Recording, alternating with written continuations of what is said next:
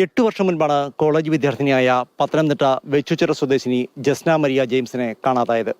ആദ്യം ലോക്കൽ പോലീസും പിന്നീട് ക്രൈംബ്രാഞ്ചും ഏറ്റവും ഒടുവിൽ CBIയുമാണ് കേസ് അന്വേഷിക്കുന്നത്.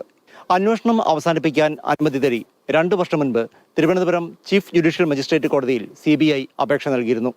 കൂടുതൽ തെളിവുകൾ എന്തെങ്കിലും ലഭിക്കുകയാണെങ്കിൽ തുടർ അന്വേഷണത്തിന് തയ്യാറാണെന്നും CBI വ്യക്തമാക്കിയിരുന്നു. എന്തായിരുന്നാലും എരുമേലി ടൂറിസം ബംഗ്ലാവ് കേന്ദ്രീകരിച്ച് CBI വീണ്ടും അന്വേഷണത്തിന് ഓഫീസ് തുറന്നിട്ടുണ്ട്.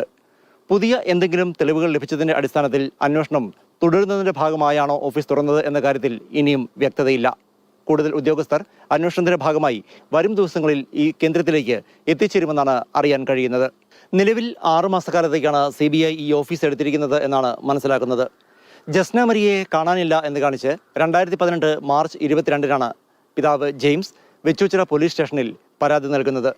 അന്വേഷണത്തിനിടെ പലയിടങ്ങളിലും ജസ്നയെ കണ്ടെത്തിയതായി അന്വേഷണ സംഘത്തിന് ഊമക്കത്തുകളും ഫോൺ കോളുകളും ഒക്കെ ലഭിച്ചിരുന്നു. മുണ്ടക്കയം ബസ് സ്റ്റാൻഡിലേത് ഉൾപ്പെടെ CCTV ക്യാമറകൾ പരിശോധിച്ചു, ഒട്ടേറെ പേരുടെ മൊഴിയെടുത്തു. പക്ഷേ ജസ്നയിലേക്ക് എത്തിച്ചേരാൻ ആവശ്യമായ കൃത്യമായ തെളിവുകളോ നിഗമനങ്ങളോ അന്വേഷണ സംഘങ്ങൾക്ക് ഒന്നും കണ്ടെത്താനായിട്ടില്ല. അതേസമയം കേരളത്തിന് വെളിയിൽ ഒരിടത്ത് ജസ്ന ഉണ്ട് എന്ന തരത്തിലുള്ള വാർത്തകളും പ്രചരിച്ചു. ചില മുൻ പോലീസ് ഉദ്യോഗസ്ഥർ ഇക്കാര്യം സംബന്ധിച്ച് വെളിപ്പെടുത്തലുകൾ നടത്തുകയും ചെയ്തിരുന്നു. പക്ഷേ ജസ്നയെ കണ്ടെത്താൻ ഇതുവരെ ആർക്കും കഴിഞ്ഞിട്ടില്ല. ജസ്നയ്ക്ക് എന്താണ് സംഭവിച്ചതെന്നും ആർക്കും അറിയില്ല. ജസ്ന മരിച്ചതായി കണ്ടെത്താൻ കഴിഞ്ഞിട്ടില്ല എന്നാണ് നേരത്തെ CBI കോടതിയിൽ നൽകിയ അന്വേഷണ റിപ്പോർട്ടിൽ പറയുന്നത്. എന്നാൽ എവിടെയാണെന്ന് കണ്ടെത്താനും സാധിച്ചിട്ടില്ലെന്ന് ഈ റിപ്പോർട്ടിൽ പറയുന്നു.